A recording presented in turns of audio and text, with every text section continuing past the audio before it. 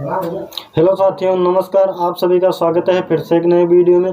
तो आज हम बात करने वाले हैं हिंदी के सारे प्रीवियस क्वेश्चन 17 और 18 फरवरी को जो एग्ज़ाम है।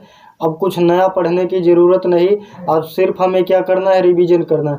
यानी प्रीवियस क्वेश्चन के जितने भी हिंदी के क्वेश्चन हैं उनका हम डिस्कस करेंगे। ठीक, हो सकता है 2 से 3 या 3 से 4 क्वेश्चन, 1-2 क्वेश्चन मिल जाए।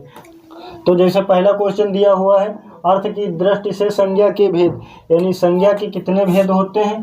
5 भेद। अर्थ की दृष्टि से संज्ञा के कितने भेद होते हैं? 5 भेद। कौन कौन होते हैं? व्यक्तिवाचक, जातिवाचक, समूहवाचक, व्यक्तिवाचक, जातिवाचक, समूहवाचक, भाववाचक, परिमाणवाचक, भाववाचक और परिमाणवाचक, भाववाचक और परिमाणवाचक। नेक्स्ट क्वेश्चन है, किस संज्ञा का बहुवचन नहीं होता है? तो एक जो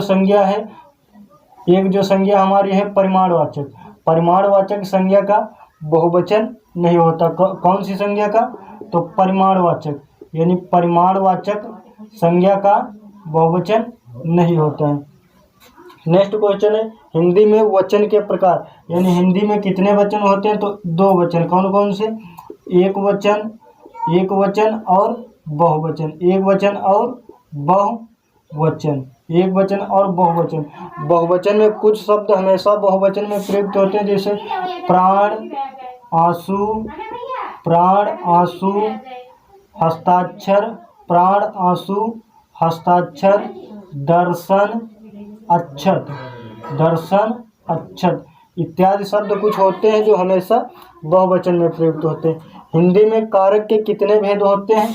तो 8 भेद। कितने भेद? 8 भेद। कौन कौन? कर्ता ने कर्म को करण के द्वारा अपादान से, मतलब से का मतलब होता है अपादान, अलग होना। संबंध, जिसे का, की, के, अधिकरण, संबंध, अधिकरण में पर, कर्ता ने कर्म को करण से के द्वारा अपादान से, संबंध काकी के संप्रदान को के लिए, अधिकरण में पर।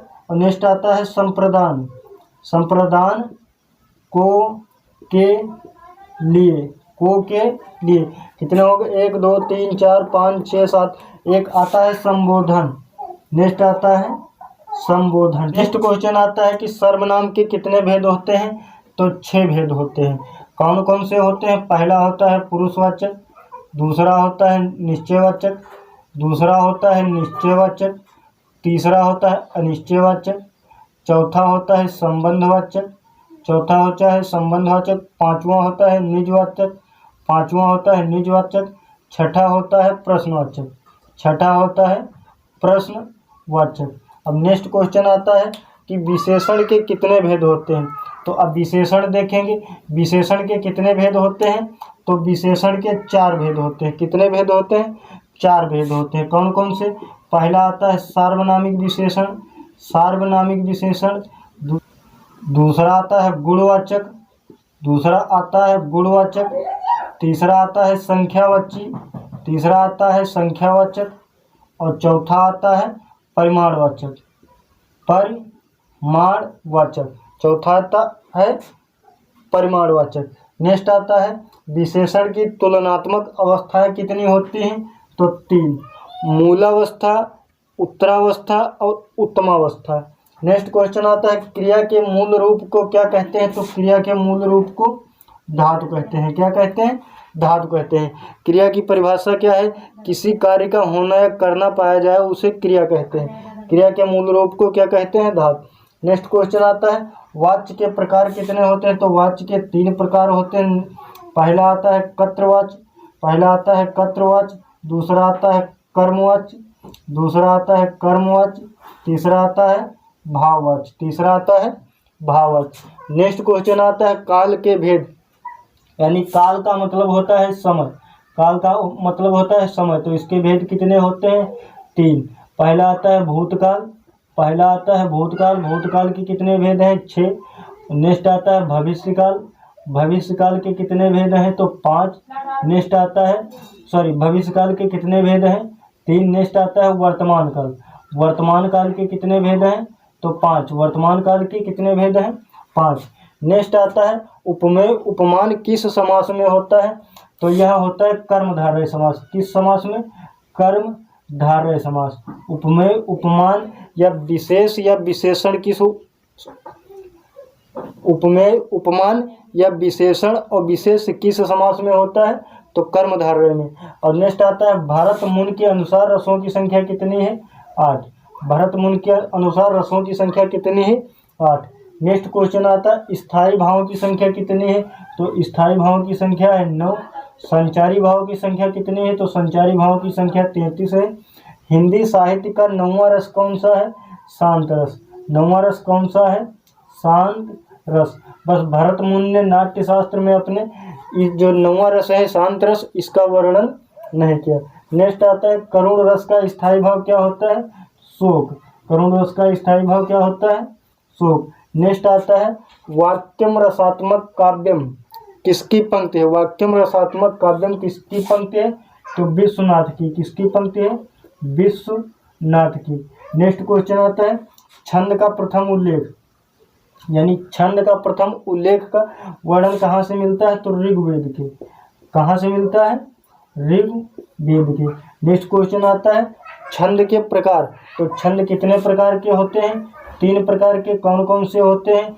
वर्णिक छंद, वर्णिक छंद, मात्रिक छंद, वर्णिक छंद, मात्रिक छंद और मुक्तक छंद। और मुक्तक छंद। जूही की कला किसकी कविता है जो मुक्तक छंद का उदाहरण है? सूर्यकांत त्रिपाठी निराला की। नेक्स्ट आता है सममात्रिक छंद। सममात्रिक छंद कौन कौन से हो सकते हैं? तो एक ट्रिक है इसकी, चारह। चारह यानी चौपाई, चौपाई, रोला, चौपाई, रोला और हरि गीतिका। चौपाई, रोला और हरि गीतिका। और एक होता है वीर या आल्हा। वीर और आल्हा ये किस प्रकार के छंद हैं? तो ये सममात्रिक छंद है। नेक्स्ट क्वेश्चन आता है अर्ध सममात्रिक छंद। अर्ध सममात्रिक छंद कौन कौन से होते हैं?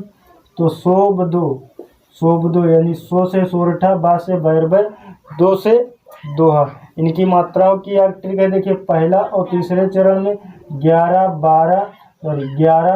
12 और 13 मात्रा होती है।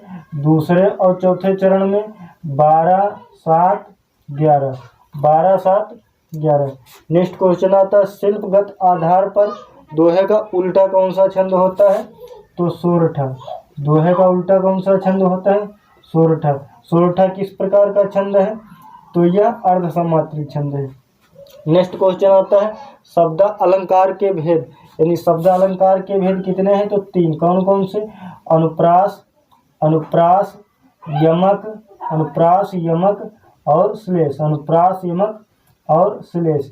नेक्स्ट क्वेश्चन आता है सिद्धों की संख्या कितनी है? तो सिद्धों की संख्या 84। कितनी है? 84। नेक्स्ट क्वेश्चन आता है नाथों की संख्या कितनी है? तो नाथों की संख्या है 9। नाथों की संख्या है 9। इतने महत्वपूर्ण जो प्रीवियस के क्वेश्चन हैं उनको हमने डिस्कस किए हैं। अब इससे आगे जो क्वेश्चन रह गए उनको हम नेक्स्ट वीडियो में देखेंगे। यदि वीडियो अच्छा लगा हो तो एक लाइक जरूर करना। चैनल पर पहली बार आए हैं तो सब्सक्राइब जरूर करें। जय हिंद साथी।